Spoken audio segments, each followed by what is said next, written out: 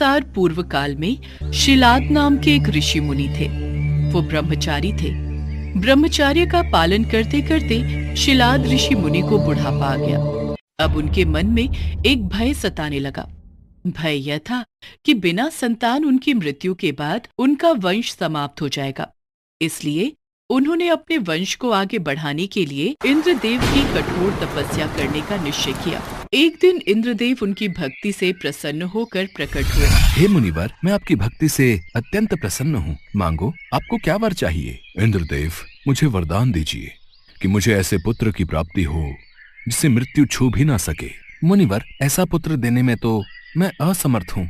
आपकी इच्छा तो केवल देवों के देव महादेव ही पूरी कर सकते हैं। आप महादेव की तपस्या कीजिए, वो आपकी मनोकामना जरूर पूरी करेंगे। इंद्रदेव के कहे अनुसार शिलाद घने जंगलों के बीच बैठकर महादेव की कठोर तपस्या में जुट जाते हैं और कई सालों की कठोर तपस्या के बाद उनकी भक्ति से प्रसन्न होकर महादेव उनको दर्शन देते हैं। शिलाद, हम तुम्हारी तपस्या से प्रसन्न हुए। कहो, तुम क्या वर मांगना चाहते हो? हे प्रभु, मुझे आपके समान ही पुत्र चाहिए जो कि अयोनिजा हो और जिसको मृत्यु छू भी ना पाए। ये सुनकर महादेव मुनि शिलाद से बोले, हे मुनिवर, यूं तो मैं सारे जगत का पिता हूँ, फिर भी तुम मेरे पिता बनोगे। मैं तुम्हारा अयोनिज पुत्र होऊंगा तथा मेरा नाम नंदी होगा। इसके बाद महादेव अंतर्ध्यान हो गए। फिर ऋषि मुनि भी खुशी खुशी अपनी कुटिया में चले गए। कुछ समय बाद शिलाद भगवान शिव के नाम से यज्ञ कर रहे थे। उसी यज्ञ कुंड से एक बालक उत्पन्न हुआ।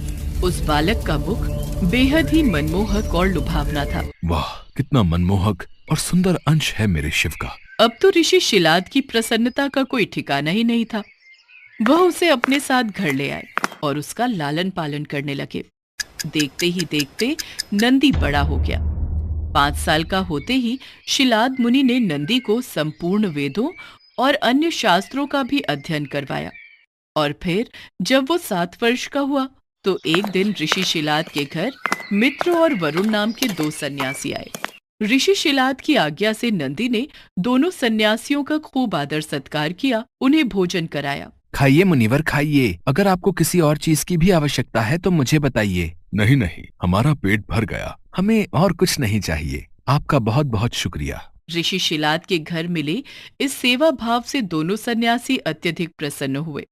जाने से पहले दोनों सन्यासियों ने शिलाद ऋषि को लंबी उम्र और खुशहाल जीवन का आशीर्वाद दिया और नंदी को बिना आशीर्वाद दिए ही जाने लगे। अगर आप बुरा न मानो तो मैं ये जान सकता हूँ कि आपने मुझ बूढ़े को तो आशीर्वाद दे दिया, लेकिन मेरे बेटे नंदी को नहीं। तब सन्यासियों ने बताया, हमें ये बात कहते हुए बेहद ही दुख हो रहा है, लेकिन सच तो यह है कि नंदी अल्पायु है, अर्थात उसकी आयु बहुत कम है। हाँ मुनिवर, उसके पास केवल 1 वर्ष का ही समय है। आपके इस पुत्र की आयु बहुत कम है, इसलिए हमने इसे कोई आशीर्वाद नहीं दिया। उन दोनों सन्यासियों की बातें सुनने के बाद अंदर जाकर शिलाद ऋषि नंदी को गले लगाकर फूट फूट कर रोने लगते हैं।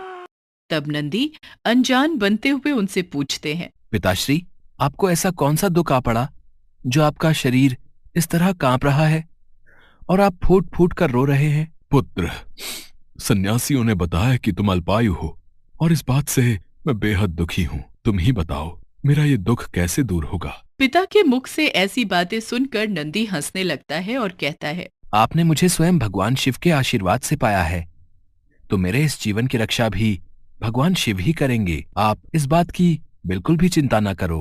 फिर अगले दिन नंदी अपने पिता से आज्ञा लेकर महादेव की तपस्या करने के लिए भुवन नदी पर चले गए और वहां पहुंचकर वो नदी किनारे बैठकर शिव जी की कठोर तपस्या करने लगे।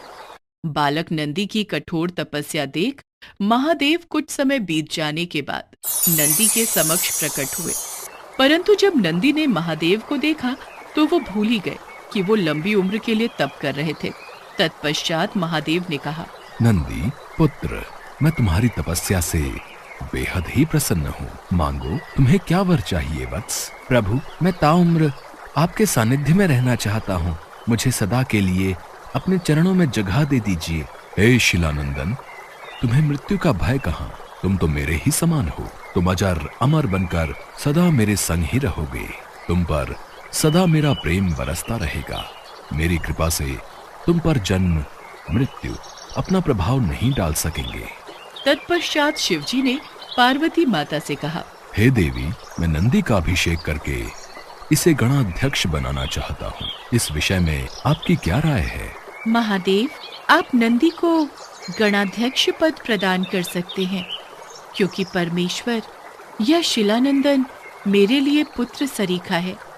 इसलिए नाथ, ये मुझे बहुत ही प्यारा है।